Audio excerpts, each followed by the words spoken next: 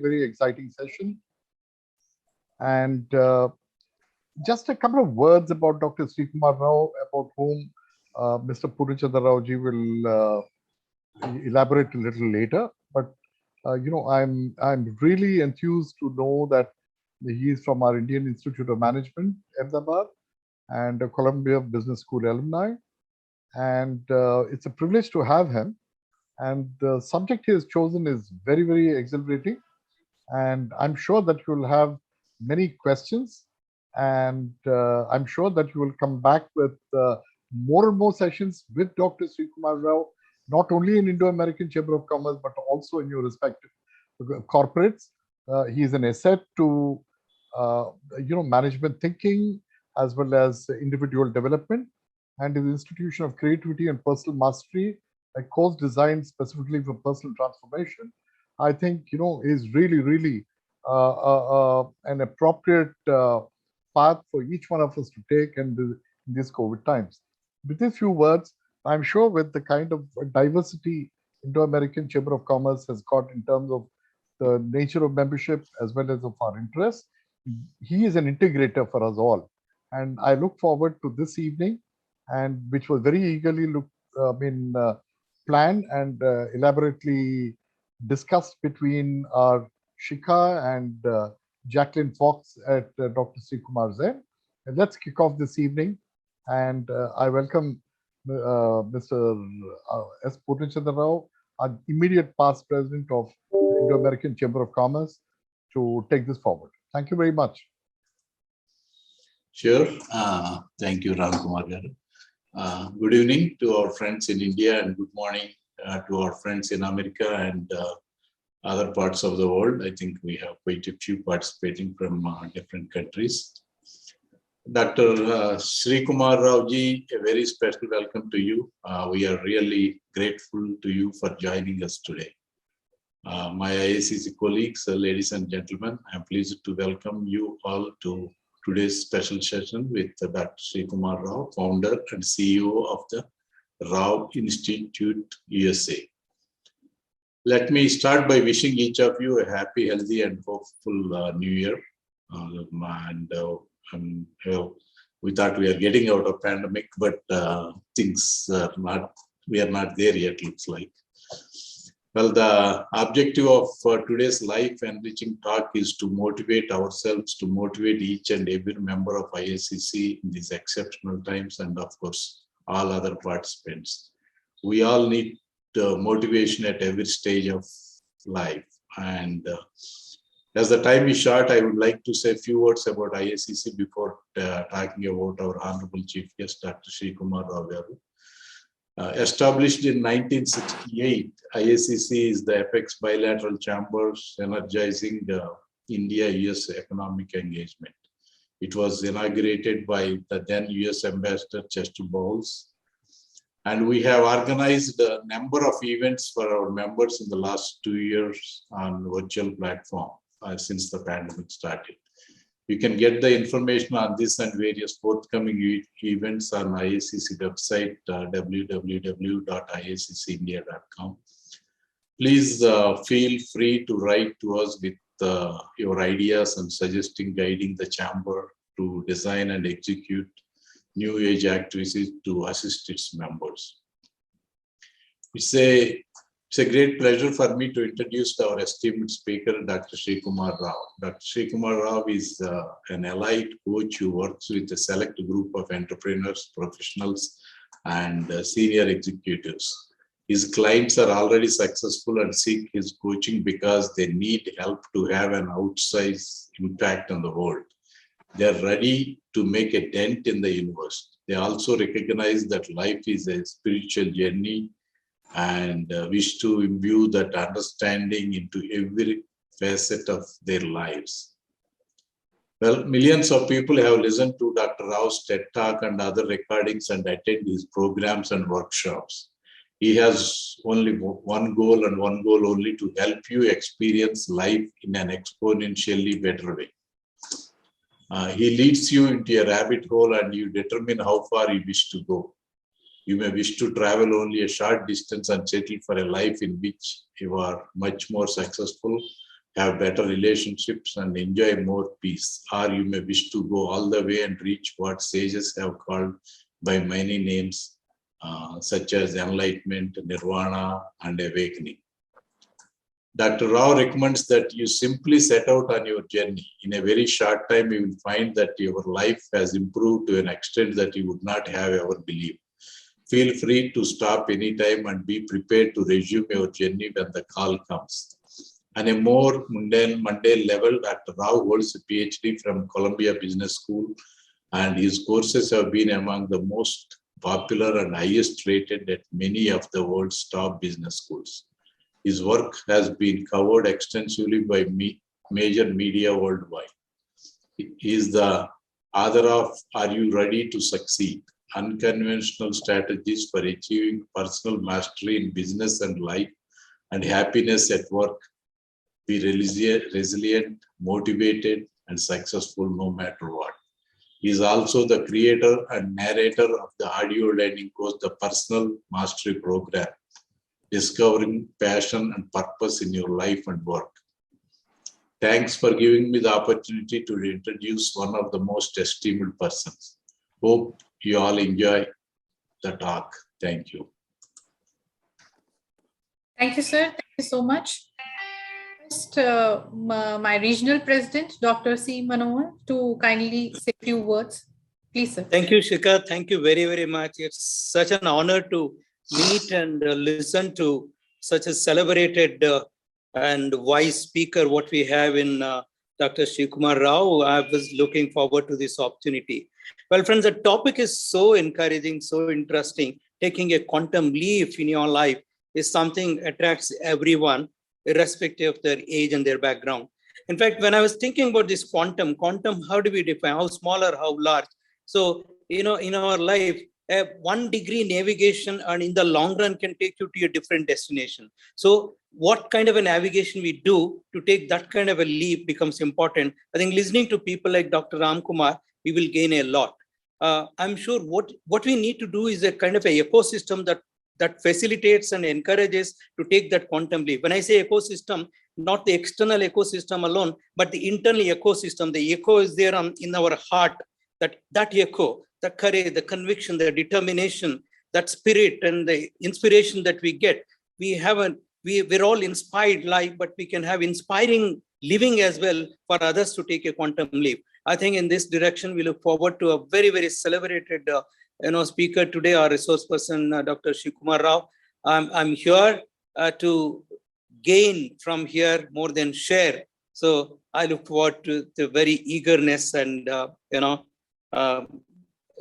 joyous moment this is. I welcome. Welcome to Dr. Srikumar Rao. Thanks a lot, Dr. Ram Kumar, Purna, Shika, the chamber as such, and we have a good audience today, and let's look forward to a great time. Thank you very much. Over to Shika. Thank you, sir. Thank you, sir. Thank you so much. Now I request our special guest, much awaited address by Dr. Srikumar Rao. Sir, over to you, sir. Kindly. Thank you. Thank you, everyone, for such a warm welcome. It is my pleasure to be with you today. And indeed, I will share with you today how you can make a quantum leap in every area of your life. Let me share my screen with you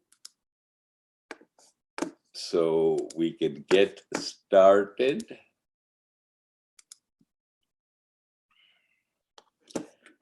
So that is my organization, and this is what we're going to be talking about today.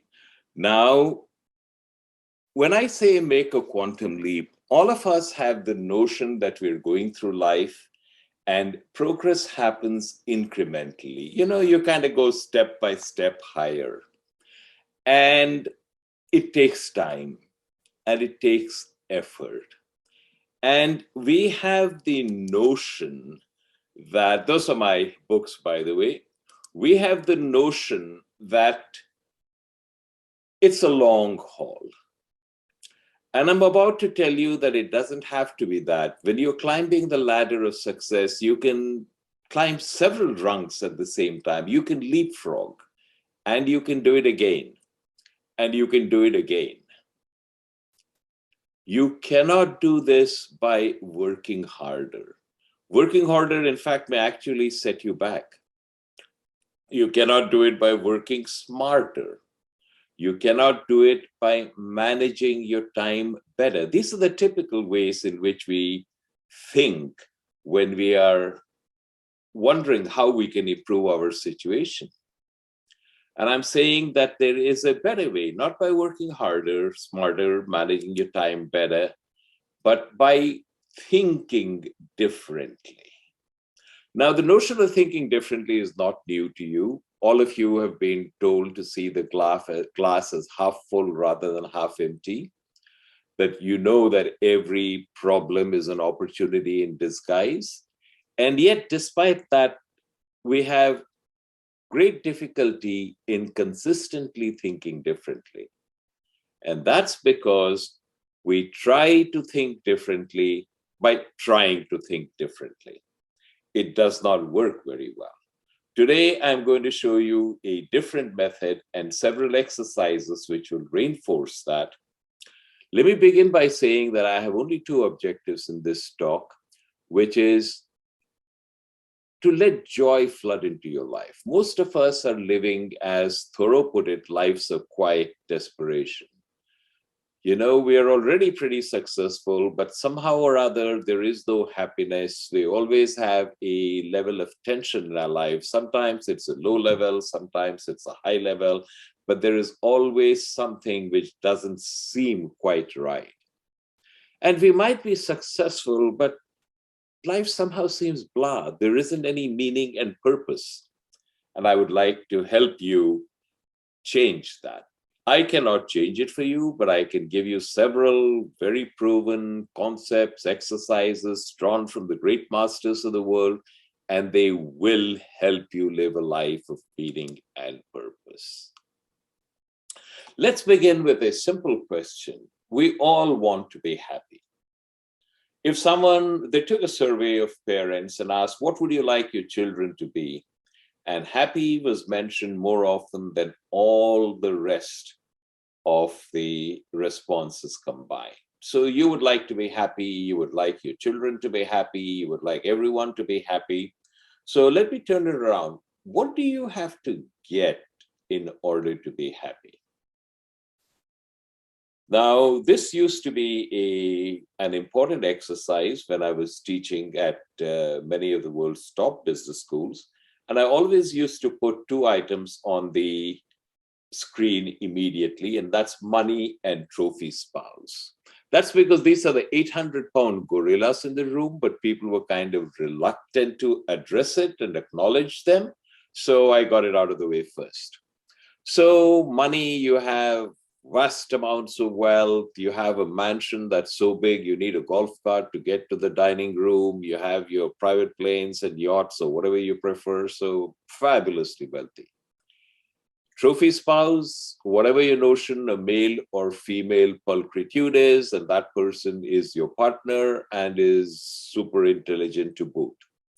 So we now have the 800-pound gorillas out of the way, but there are an awful lot of 400-pound chimpanzees floating around.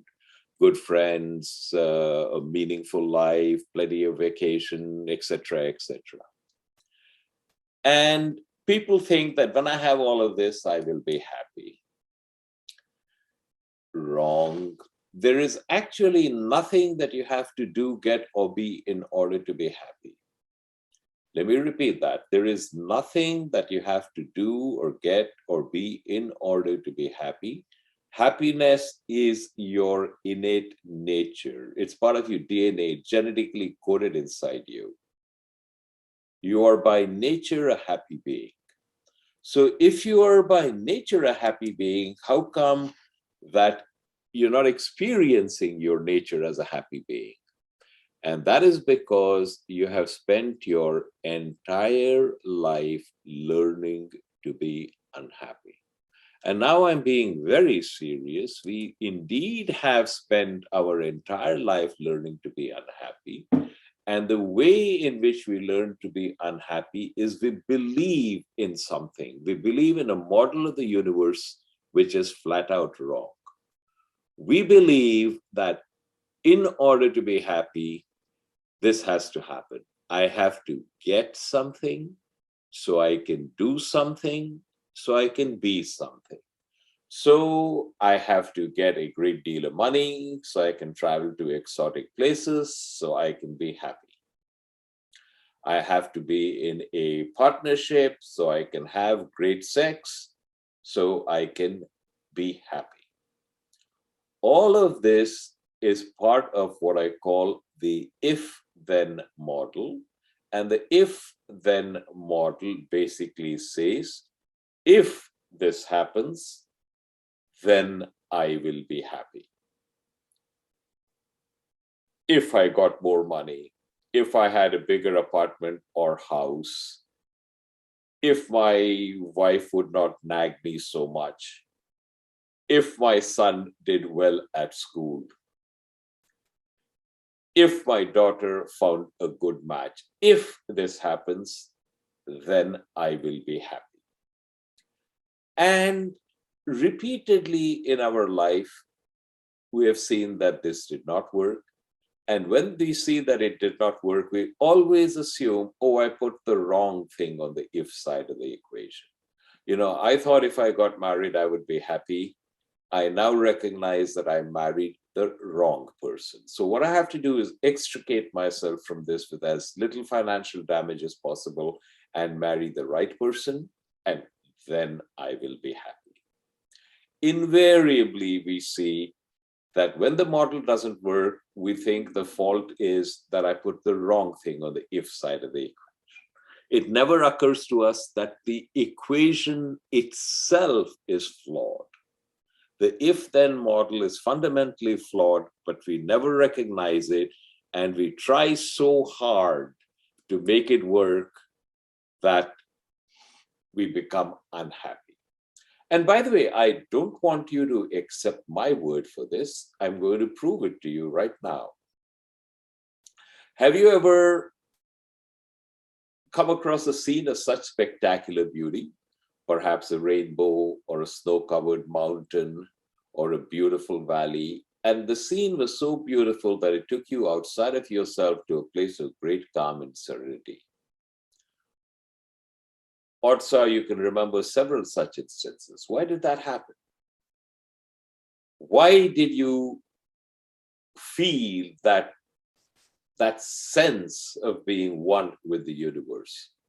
That happened because somehow at that instant, you accepted the universe exactly as it was, and your habitual wanting self dropped away. You didn't say that's a beautiful rainbow, but it's way off to one side, and if I moved it to the right 200 yards, it would be so much better. You didn't say that's a beautiful valley, but that tree in the foreground has too many crooked branches, and you give me a chainsaw in 20 minutes and I'll fix it. No, the off-center rainbow was fine. The tree with the crooked branches was perfect. And the moment you accepted the universe exactly as it was, you didn't have to do anything to experience the happiness that's an innate part of you. It rose up and overwhelmed you. And I'm suggesting to you right now that all of your life, with all of the problems you have, with all of the problems you think you have, is every bit as perfect.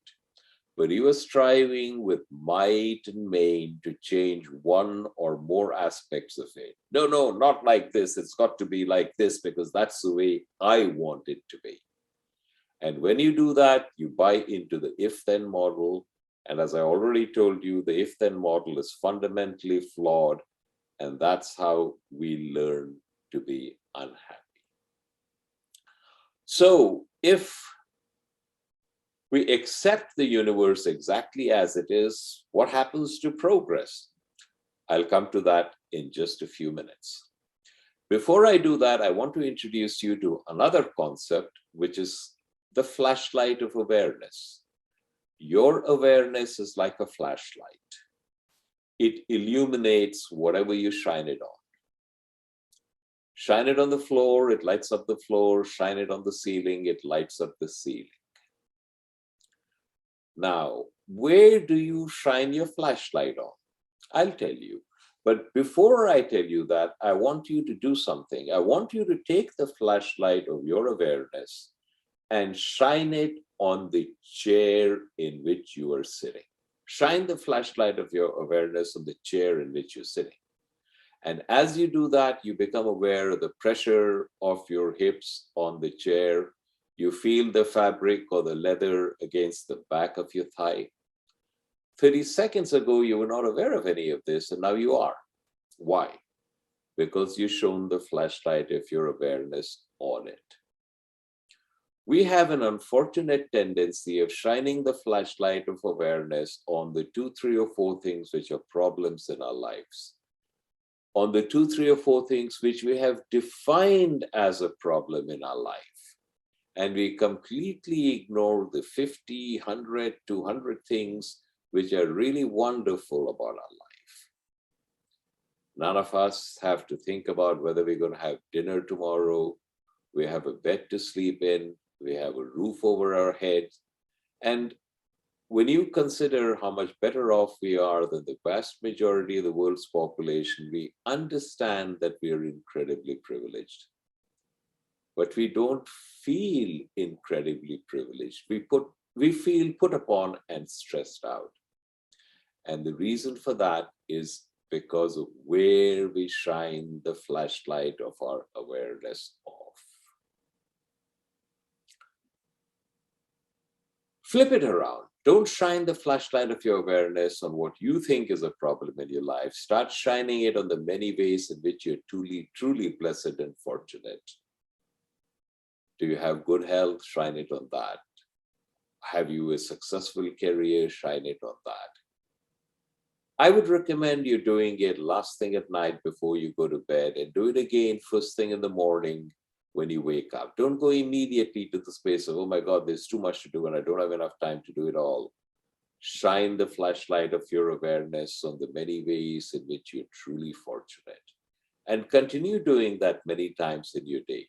If you do it persistently, you will get to the point where appreciation and gratitude is your default emotional domain. And that is where I would like all of you to live. And why is that?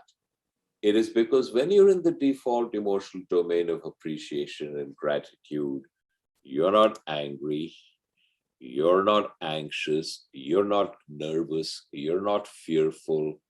The two cannot coexist.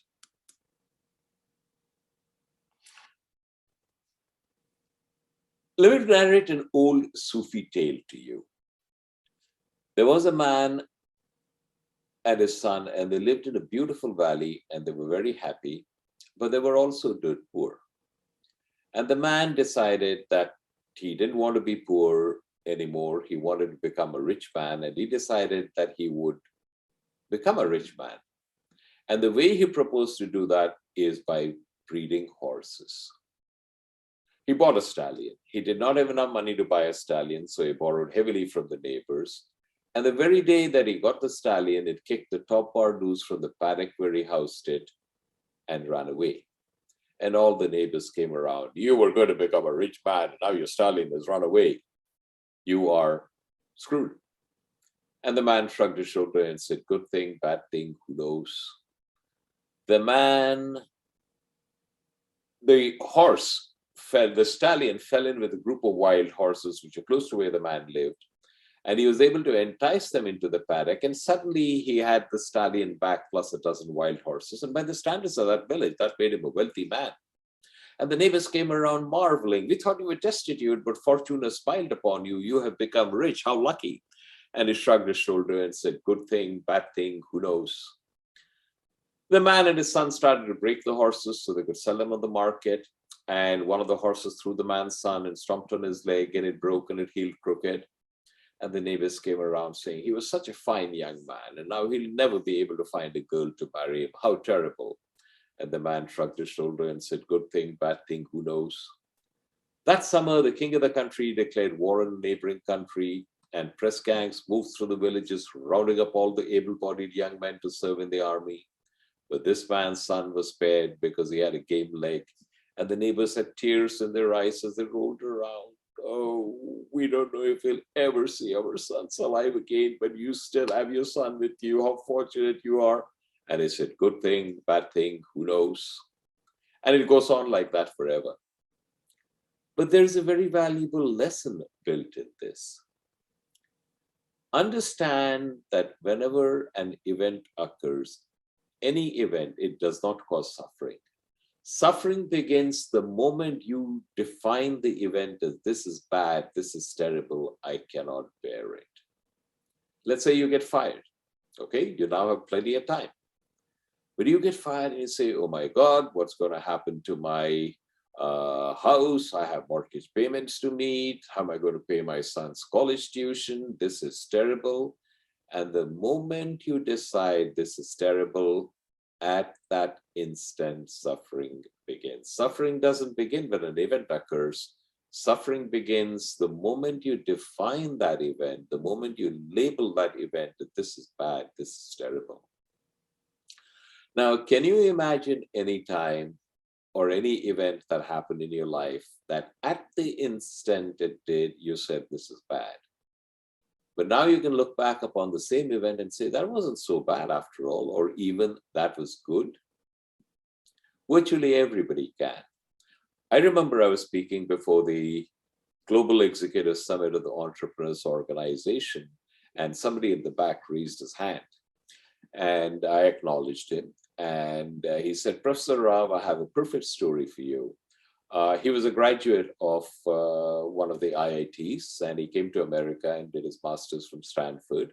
And then he got a job with a high-tech firm. And unfortunately, he had an immigration problem, as a result of which he was forced to leave the country. He also had student debt. And when you have student debt in dollars and you're earning in rupees, it's not a very nice place to be. So he thought his career was ruined and he was despondent. And he said, Professor Rao, as a result of that, I met this wonderful lady who's now my wife. I teamed up with a couple of my IIT colleagues and we started a company and it's going gangbusters. All my clients are in America. I come to America at least 6 times a year and I'm living a perfect life. And none of this would have happened if I had not been forced out. So, in your own life, you have seen instances where something happened that at the time it happened, you defined it as this is bad. But now you see it wasn't so bad, or maybe even it was good. So is there any possibility that what you are today about to define as this is bad, is there any possibility that in X years it could turn out to be wonderful? Is it possible? Just asking yourself that question will move you to a different emotional domain. And if you ask yourself the next question, is there anything I can proactively do to actually make this so? And you find that you've moved seamlessly from the realm of possibility, from the realm of despair to the realm of possibility. That is how you become incredibly resilient. You do not have to bounce back from adversity because you never define anything that happens to you as adversity. You simply define it as this happened. It's simple, but it's exceedingly powerful. The moment something happens to you and you feel yourself about to go into the whirlpool of despair, ask yourself, is there any possible scenario by which this could turn out to be fantastic in my life? Asking yourself that question will begin your journey. And if you ask yourself the next question, what can I do to make it wonderful? And you will move from despair to possibility. Earlier, I told you that the principal barrier to your experiencing the happiness that is your innate nature is your habit of believing in the if-then model. And that right now, here, at this instant, you have everything that you need in order to be happy, but you're not accepting it. So what does that mean? You know, I find that life is not where I would like it to be. I have problems of all kinds. What do you mean by accepting it? How can you make any progress if you accepted it? Don't I understand that, you know, the vaccine for polio came about because Jonas Salk did not accept it? That India gained freedom because there were many persons who did not accept colonial rule? So what do you mean accept it? That is an excellent question. Okay, here is how we live our lives. We set a goal for ourselves, we try very hard to achieve it, we succeed, life's a blast. We set a goal for ourselves, we try very hard to achieve it, we fail, life sucks. We live our lives going on a sinusoidal curve, oscillating between elation and despair, and we spend altogether too much time on the despair end of the spectrum. It is a lousy way to live. There is a better way. Set a goal for ourselves, set a goal for yourself, make it a stretch goal, make it an ambitious goal. Try, but once you have set the goal, forget about the goal. That's right, forget about the goal. The importance of the goal is that it establishes the direction in which you wish to travel. Once the direction has been defined, forget about it. Pour all of your emotional energy into what are the actions that I have to undertake? What are the activities that I must pursue in order to achieve the goal? If I achieve the goal, fantastic. If I don't achieve the goal, fantastic. You have severed the if-then model. Acceptance means you acknowledge that you are going to put in your best effort to accomplish a goal, but whether or not you actually accomplish it is beyond your control. You have no control whatsoever over what happens. You think you have control, but how many times in your life have you tried very hard for something which should have been a slam dunk and somehow it didn't happen? The pandemic is a perfect example of that. My wife and I are both tennis fanatics, and we've been to all the Grand Slams except Wimbledon. And last year was the year that we were supposed to go to Wimbledon. And I bought tickets well in advance. And for those of you who are familiar with the tennis situation, buying good seats for Wimbledon in the final rounds is not an expense, it's a capital investment. And at that time, when I bought the tickets, if somebody had told me, Sri Kumar, you won't be able to see Wimbledon, I would have said, yeah, perhaps. But in my head would be something like, perhaps somebody close to me fell ill, so I had to cancel my trip. It would not even have occurred to me that I would not go to Wimbledon because the tournament itself was canceled. And in any case, there were no planes flying between New York and London.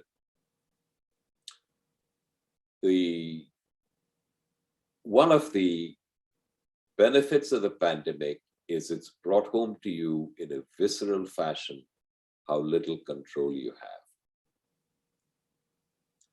So you do not have control.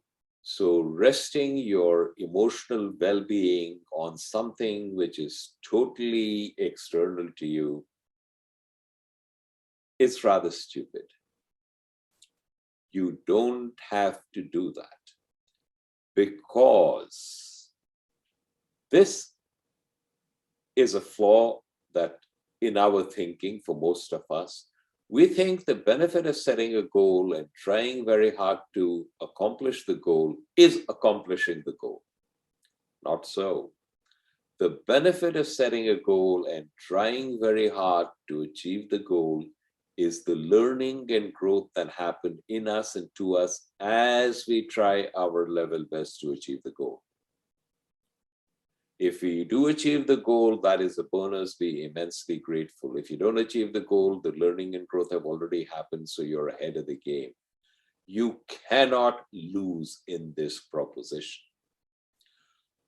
So accepting the outcome means that you have a goal, you strive very hard to achieve the goal, but you have already recognized that whether or not you achieve the goal is beyond your control, and whatever the outcome is, you embrace it. You don't just accept it, you embrace it. In India, when you go to a temple, you get prasada, holy, consecrated. Sometimes it's a flower, sometimes it's a fruit. When you get prasada, you don't say, this is banana, I don't want banana, I want mango. No, this is consecrated, this is a gift. Whatever you get, you accept gratefully. Treat life the same way. Whatever it hands you is prasada. Accept it gratefully, revel in it. And having done that, you then look at your life and say, okay, where do I want to go from here? And you try your level best. You may succeed, you may not succeed. If you succeed, fantastic. If you don't succeed, fantastic. It is another gift of prasada. Accept it gratefully and move on. And if you do that, you will find that your life is transformed. And there is an inner joy that springs up from within you. That was always yours, but this time you are rooted in it. Remember, the purpose of washing dishes is not to get them clean. The purpose of washing dishes is to wash the dishes. Feel the detergent on your hand, feel the warm water. And as you wash the dishes, because you're washing the dishes, the byproduct is they get clean. Ancient England, site of a great cathedral being constructed. The architect was moving to the scene of construction. He came across three people, all of whom were doing the exact same thing. They were taking a block of stone, putting it on a bigger block of stone, and beating it with a hammer till it broke. And he asked the first guy, what are you doing? And he says, can you see I'm breaking rocks? Why are you doing that? Because I get paid a half a day. And the second person said, I'm helping build the wall behind me. And the third person said, I'm helping build a great cathedral. And when it is done, people are going to come from all over the world and they will be inspired. And I will have had a small role to play with that. And the third person was the only one who recognized the architect and he said, truth be told, I don't like doing this. It is backbreaking labor and I can get better work for less effort, better wages for less effort. I'm only doing it because I want to learn. Will you teach me to build a cathedral? And 20 years from that date, the guy who was breaking rocks was dead. He no longer had strength to swing a hammer and he starved. The guy who was helping build the wall behind him was living a life of desperate poverty, but the guy who was helping build a cathedral was on his way to building his first cathedral. That is a choice that each one of us has every day. We can get up in the morning and we can break rocks, or we can get up in the morning and help build a cathedral. I cannot define for you the cathedral that you are building. But I can tell you that unless you find and define the cathedral that you are building and anchor yourself in it, you're going to live an essentially mediocre life, punctuated with flashes of pleasure, but essentially without meaning or purpose. That's just the way it is. If you want to live a meaningful life, you have to find a cause which is bigger than you, a cause which brings a greater good to a greater community. And you have tremendous flexibility in defining both the greater good and the greater community. Something to which you can subsume, if not your whole life, at least a big chunk of it. And when you do that, then you find that you don't have to search for meaning. Meaning floods into your life. So every morning when you get up, ask yourself, am I going to break rocks? Am I going to be worried about all the mundane things I have to do? Which are the phone calls I have to make? Which are the emails I have to return? Which are the tasks I have to get done today on my to-do list? All of that is important. That's where the work gets done. But if you spend all your time there at the 6-inch level, you're going to get your nose abraded. You have to simultaneously also be at the 50,000 foot level. At the 50,000 foot level, you look at the vast arc of your life and say, where am I going? And you make a 1-degree course correction. It's, if you're in an ocean liner in the middle of the ocean and you make a 1-degree course correction, doesn't seem like much, but over the course of a 2-week voyage, you'll land up 100 miles different than you would have otherwise. Your life is exactly like that. You have to live simultaneously the 6-inch level and the 50,000 foot level. And when you do that and you ask yourself every day, am I breaking rocks or am I breaking cathedral? Bit by bit, your life will pull together.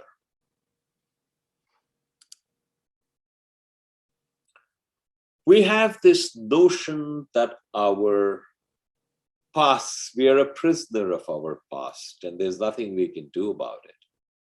Actually, there is a great deal you can do about it. You can change your past. Let me repeat that. You can change your past. Because the past, your past is nothing but the story that you tell yourself about the past.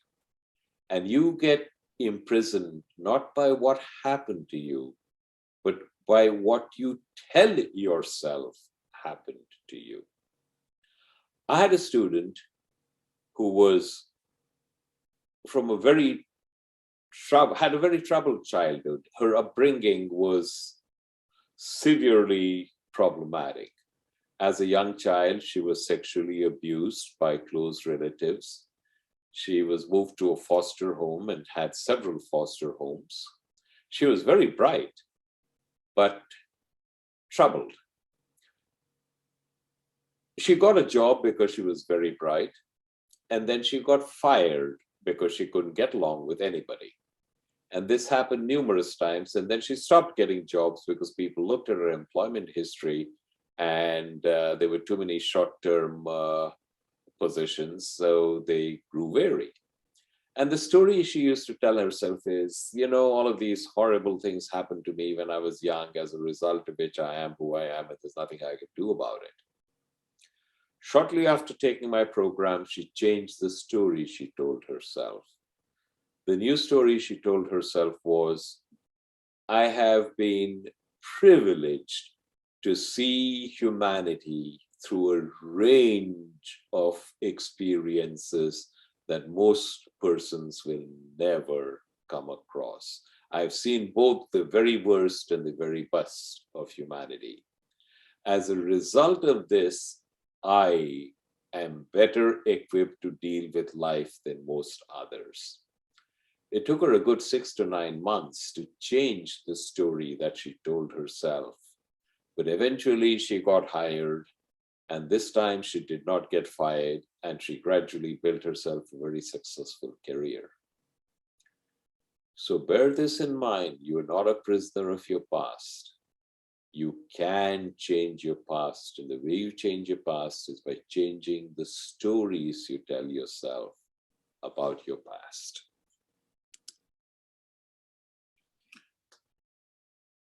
This story comes from the Native American tradition, and there are many versions of it, but I like the one that I'm about to share with you.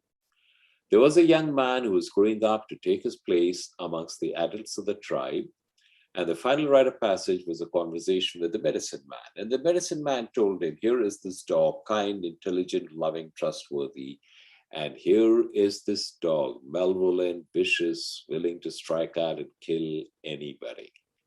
And the dog and the wolf are both inside you, and the dog and the wolf are fighting. And the young man asks, which one's going to win? And the medicine man says, whichever one you feed.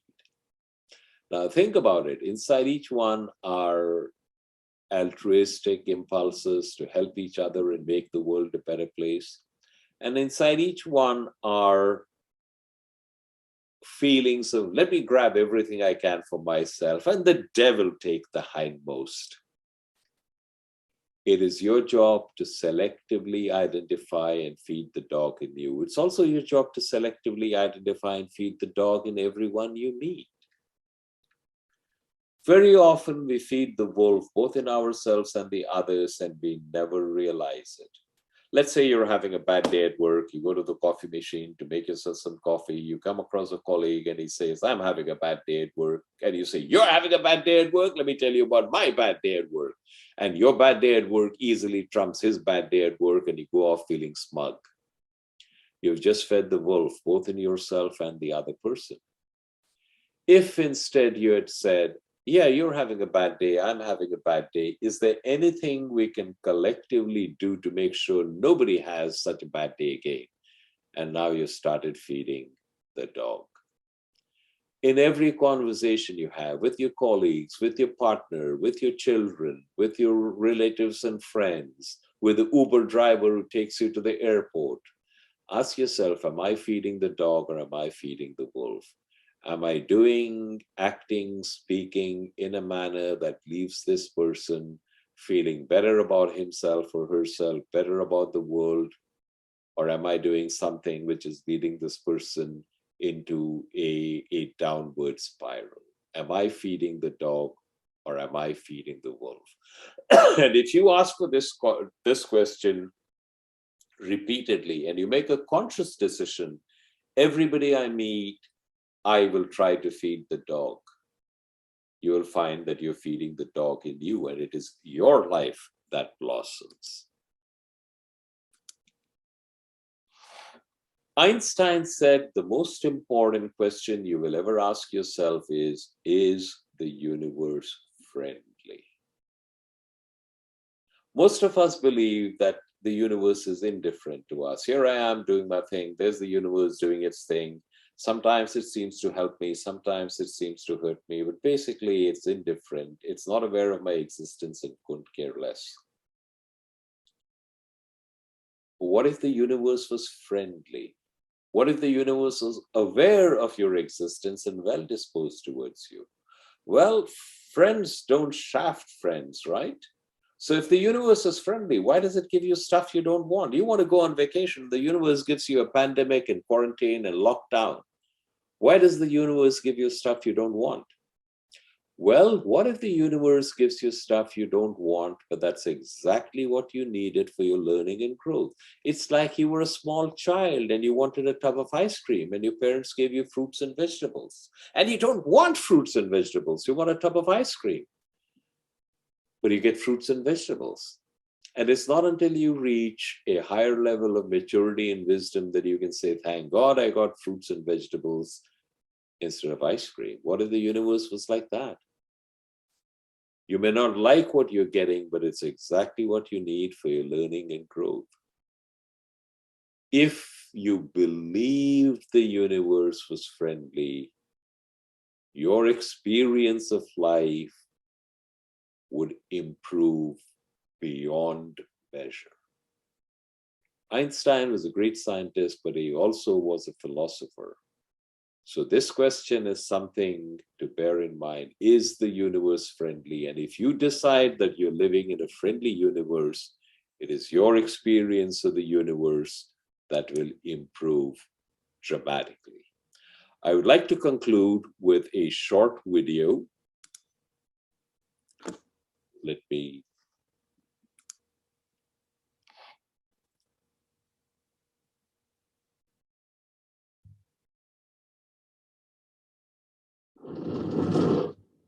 we are constantly being bombarded by problems that we face. And sometimes we can get completely overwhelmed. The story of the hummingbird is about this huge forest being consumed by a fire.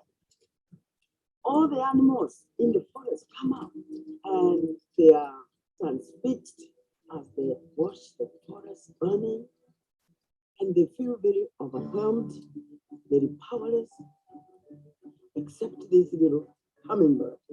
It says, I'm going to do something about the fire. So it flies to the nearest stream, takes a drop of water, and puts it on the fire, and goes up and down, up and down, up and down, as fast as it can.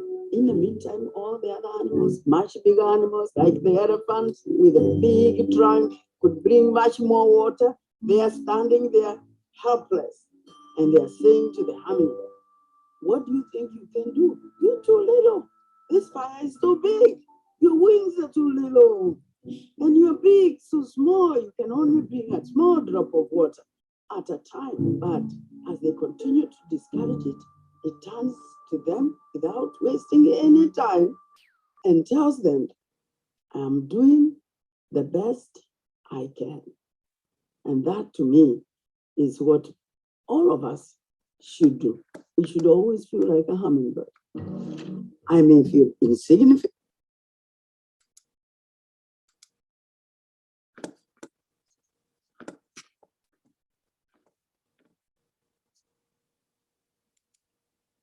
And that is a good way for us, a good lesson for us to remember. I will be a hummingbird. I will do the best I can. And that is a wonderful motto for you to have. I will be a hummingbird. I will do the best I can. And if you do that, you will be surprised at how your experience of life takes off. That is how you make a quantum leap in your life. If you like what you heard, you can go to my website, and if you click on join our community, that will put you on my list to get my blog and information about my programs. You can email me at the email address given below, and I do have time for some questions. Thank you, Dr. Someone Rao. read out to me of any questions, if there are any? Yes, Dr. Rao, Saurabh Jain here. I will read out the questions. First of all, thank you very much for this exhilarating talk. I'm sure everyone would have found it very apt in these pandemic times, and everyone would have related to this subject in their own way. Thank you once again. There are some questions, and I will read out for you. Mr. Yatin is asking how to decide purpose in life and how to choose best career and a fulfilling life. Okay. That is a wonderful, wonderful question. You do not find purpose in your life. You know, purpose in your life is not like a seashell. You're walking along the beach and you discover, hey, here's a seashell. This is my purpose. You don't find purpose in your life. You create purpose in your life. This is extremely important. I am constantly asked by persons, how do I find, there is no meaning in my life. How do I find meaning in my life? How do I live a meaningful, purposeful life? You don't find it, you create it. And there's a whole bunch of exercises I have which will lead you on that path. I obviously don't have time to cover all of that here, but if this is of concern to you, please get a copy of my book, Are You Ready to Succeed? It's available on Flipkart and Amazon India, or wherever, and many of these methods are laid out. But do bear in mind, you do not find purpose, you create purpose, you create meaning. Next question, Saurabh. Yeah, the next question is, what are the benefits of defining a goal which is larger than yourself? How does having a goal that helps others benefit us? This is a very good point. And we also have, I have a concept called the other-centered universe. All of us live in a me-centered universe. By me-centered universe, what I mean is you're always evaluating everything in terms of what's the impact on me. You know, new coronavirus strain, all flights are shut down. How is this going to affect my vacation plan? Our partner tells us that they got a great job offer, and you immediately think, how will it affect our relationship? We always have a tendency to evaluate all events on how does this affect me? That's living in a me-centered universe. And the problem of living in a me-centered universe is you're going to live a mediocre life if you live in a me-centered universe. So, as I talked about, when you defined, when you build a cathedral, what is it that you can do to bring a greater good to a greater community? That's being other-centered. But my students tend to be very bright. They go to the top business schools in the world. So quite a few have asked me, Professor Rao, let me get this straight. So I should live in an other-centered universe so I can find more happiness in my life, right? So it's really all about me. And the short answer is yes, in the beginning. But if you start living in an other-centered universe long enough, eventually you will get to the point where you're not doing it because you want to feel better, but because it is the outward manifestation of the kind of person you have become. And that is when you reap the greatest benefit of this exercise. So in response to the question, the reason you set a big goal is because when you're in partnership with the benevolent universe, you never know what could happen. And the idea of setting a big goal is simply so that you find it easier to become enmeshed in the possibilities that arise when that big goal is accomplished. And whether or not you actually do accomplish it is irrelevant, because in the process of trying to accomplish it, you will find fulfillment and you will have made a little difference. Go back to the late 19th century when the Indian National Congress was founded, and the first people who founded the Indian National Congress could not even have imagined that the entire country would one day be free of colonial rule. But they took that step anyway. And they and the succeeding generations made that happen. So your job is to start from where you are, like the hummingbird. I will be a hummingbird. I will do the best I can. And don't worry about the results. The results will be taken care of by themselves. You have no control over it. All you have control over is what are the actions that you undertake. And bear that always in mind. And that is your formula for your life of meaning and purpose. Next, Saurabh. Next question is, what everyday tools should one employ to build emotional resilience in one's life? For example, meditation, gratitude. Also, when one feels low, what techniques can one use to bounce back from it and not spiral down into depression? And I guess a related question also is that sometimes situation gets so tough that good affirmation seems futile. What to do then? Okay. Wonderful, wonderful questions. I'm so glad to ask that these are being asked. First of all, affirmations generally do not work because we use them wrong. You know, most people use affirmations as this is the opposite of the situation I'm in. I'm having huge financial problems, so I affirm I am abundant, I am rich, I am wealthy. It doesn't work. And it doesn't work because even while you're affirming you're rich, your internal mental chatter is going, who am I kidding? You know, I don't even have money to pay my credit card bills and I'm affirming I'm rich. When you try to affirm something which is contradictory to your lived experience and belief, it doesn't work. So don't even try that. Several tips. Meditation is wonderful. Gratitude is wonderful. The most powerful tool you have is to observe your mental chatter. Every time you're feeling low, every time you're feeling depressed, you're telling a story to yourself about how terrible things are and how they're going to get worse. And you become identified with your thought current. But instead of becoming identified with your thought current, become the observer of your thought current. Be the witness. And talk of yourself in the third person. Saurabh is now speculating on how bad life is. He's telling himself that things are getting worse.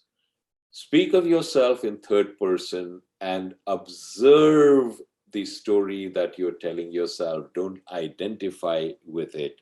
And that will automatically create a distance between you and your situation, and you'll find that it becomes much less debilitating.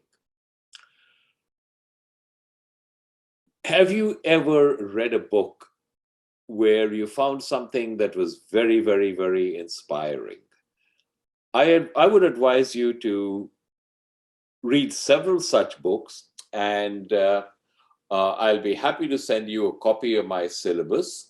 So all you have to do is send an email to me at the email address down, and I will send you a copy of my syllabus. And in that, there is a section called Life-Changing Books. And many of these books, they're drawn from the wisdom traditions, have the ability to transport you to a different level of consciousness. Read those books, highlight those passages, and keep them by you. And every time you feel you're going into a downward spiral, pick up one of those books and read them. Read the passages that you have highlighted, and you will find that they have the power to pull you out of the hole into which you are sinking and transport you upwards. And also asking yourself the question, am I feeding the dog or am I feeding the wolf? When you're feeling down, if you consciously try to make somebody else's life better, you'll find that you're pulling yourself up too. And I have many other suggestions in my other book, Happiness at Work, that has some 35 chapters, each one of which is a short one, but each one of them also has an exercise which is designed to help you discover the happiness that is an inherent part of your life. Next, Saurabh. The next question is from Diksha.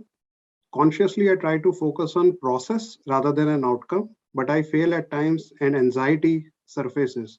What could be the ways to keep the focus aligned with process? That is a super, super question.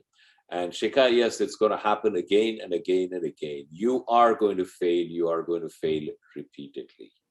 This is like a muscle that you have to strengthen. Think back to the time that you were trying to learn to ride a bicycle. What happened when you were trying to ride a bicycle? You fell, and you fell numerous times. That's part of the process. Your entire life, you have been living an existence where you don't think about the kind of topics I raised with you. So it will take time for you to make it habitually. Make it a conscious effort. Each time you forget, don't beat yourself up for forgetting. Pick yourself up, remember, and try to keep that remembrance steady. And even as you try to keep the remembrance steady, know that you are going to forget again and again. Come back each time. And when you do that, you will find that gradually you become more and more steady in your practice. That's the only way. Next, Saurabh. Next question is, identity is the hidden driver of our behavior. So how do you know or define your own identity? That is a very, very, very profound question. Yes, identity is the hidden driver. But the mistake we make is in what we identify with. All of us identify with, this is me, I'm Sri Kumar, I, run the Rao Institute and I conduct workshops, fiction, fiction, fiction. That is not our real identity. Our real identity is we are pure awareness. Aham Brahmasmi, that is our identity. When we focus on our true identity, all of the mistaken notions we have gradually drop away. That is the entire purpose of life. And going into the process for this is far beyond the scope of a short workshop like that. But I would like to tell, what is the name of this person who asked the question? Rich Mara. Rich, what you should do is focus on your true identity. And when you focus on your true identity, all the false identities drop by, And with their dropping, all your problems also drop by. Next, Saurabh. The next question is from Suket. What can one do to identify each one's cathedral? That's a very good question. You don't identify the cathedral so much as you build the cathedral.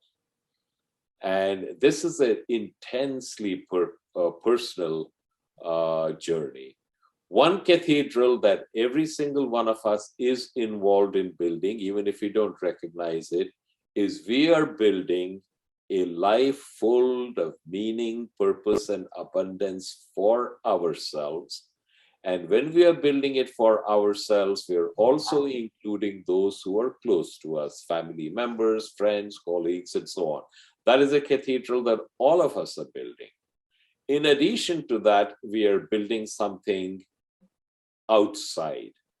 Perhaps the best way is to give an example. So I was speaking before a chapter of the YPO in America, and one of the persons raised his hand and said, Professor Rao, what you're saying is all very fine, but I ain't building no cathedral. I make windows.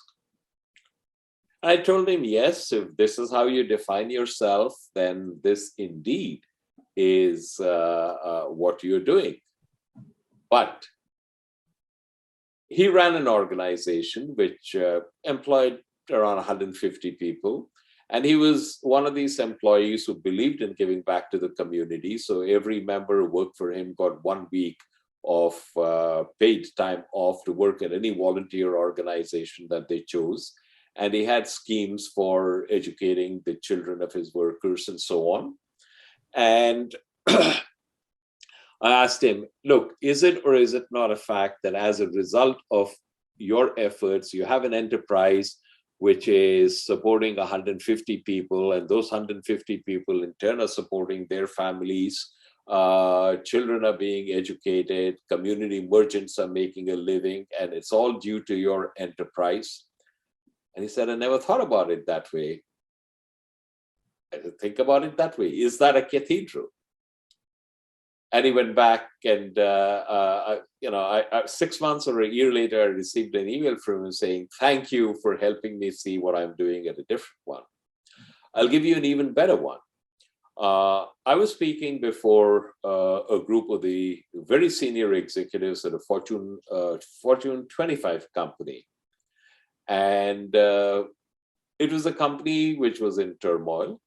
There was a major product which had been introduced, and it wasn't quite a failure, but it hadn't quite reached the sales figures that they expected. There was a reorganization, and as a result of the reorganization, many of the people in that room were not sure if they would be in that room a year from there. And remember, these were all senior executives. Every single one of them ran a country, some ran multiple countries. And I asked them to take 3 minutes off and think about, what do you do? What is preoccupying you right now?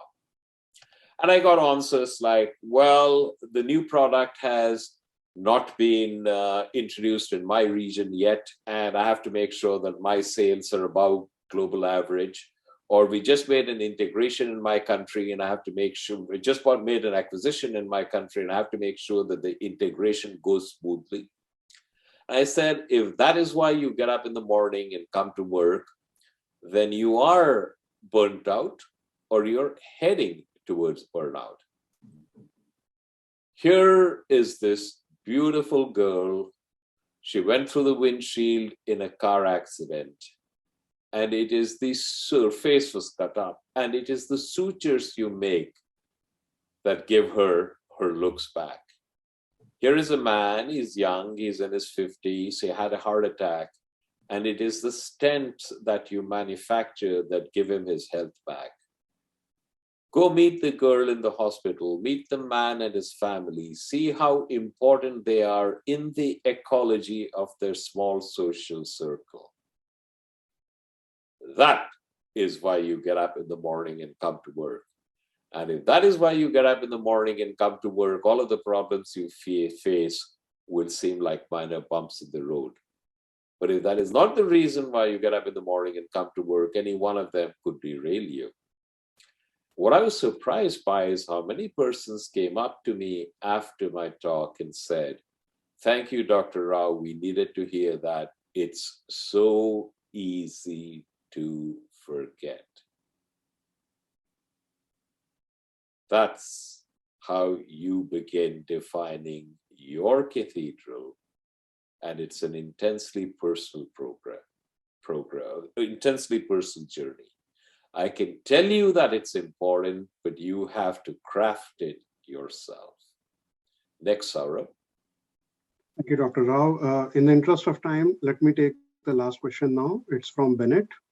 When someone feels that they are very incompetent or not skilled enough, which gives rise to self-doubt and low confidence, how do you look at the good in you and stop demotivating yourself? Okay. It goes back to, remember what I said, it's a benevolent universe that works for you. Don't think of yourself as competent or incompetent. Those are simply labels that you're sticking on yourself.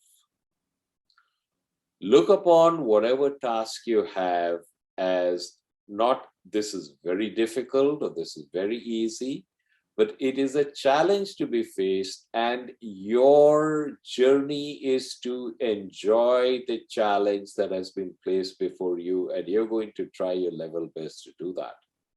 And remember, it's a benevolent universe. It's working with you. And if it's working with you, it gives you all the tools and resources you need. Go out and ask that. In many cases, we try to put on a front of I know it all. We don't ask for help. We don't reveal our ignorance. We simply try to brazen our way through, and we frequently fail. But instead of doing that, acknowledge that there are things that you need to learn, be grateful, ask for help where you can, and always remember that you're not in this alone. The universe is working and has your back. And when you do that, you will find that you do not bemoan your incompetence, quote unquote. You simply work to remedy it. And I can't imagine that there's anyone in this call who does not have the ability to function at a level far beyond what he or she imagined. Let that emerge organically as opposed to trying to force it by putting on a mask. And I must tell you, Saurabh, and I thank the entire committee, that I think these are some of the very, very, very best questions I have ever received for any talk that I've given. And I'm sincerely grateful to you for being ready to progress. And if you have other questions, absolutely feel free to email me at the address that's on the screen. Thank you. Thank you, Dr. Rao, and thank you everyone for posting your questions. And please feel free to reach out to Dr. Rao at the email ID mentioned here. Back to you, Shikha. Thank you, sir. We are extremely grateful and thankful to Dr. Rao for such a comprehensive presentation, address, so much informative, and I think so much enlightening for everybody and answering all the queries. Thank you so much, Dr. Rao. And I am also thank Mr. Saurabh Jain, our Vice Chairman, for moderating and taking coordinating for all the questions. Thank you so much. Now I request our Vice Chairman, Mr. C. Narayan Rao, CFO, Divishri NSL Infrastructure Private Limited, to kindly propose the vote of thanks. Please, sir. Yeah, good evening and good morning to US people. I, on behalf of IACC and on my own behalf, wholeheartedly thankful to Dr. Sri Kumar Rao for accepting our request and invitation and sparing his valuable time early in the morning in US to make it convenient for our evening time to be with us. We are extremely grateful to him for his gracious presence and inspiring address to our members. I also like to thank and congratulate Dr. Ramkumar Rudrapatla, Chairman IACC APNTS, for taking this initiative and organizing such a wonderful and much required address for members in these challenging times. I also like to thank Mr. S. Purnachandra Rao Garu, Dr. Sri Manohar, Mr. Saurabh Jain, and Ms. Shika and her secretarial team for their kind presence and support. Last but not the least, I thank all our members and guests attending from all parts of India and all over the world. I'm sure that each one of you is benefited by such an inspiring, practical talk, learning about how to live quantum experiences and make quantum jump or progress in life, and how to understand or surround yourself as best as possible. Once again, thank you so much, Dr. Rao Garu and Ms. Jacqueline, Senior Program Manager from the Rao Institute, USA, for all the cooperation and support to make this session a grand success. Thank you, one and all. Thank you.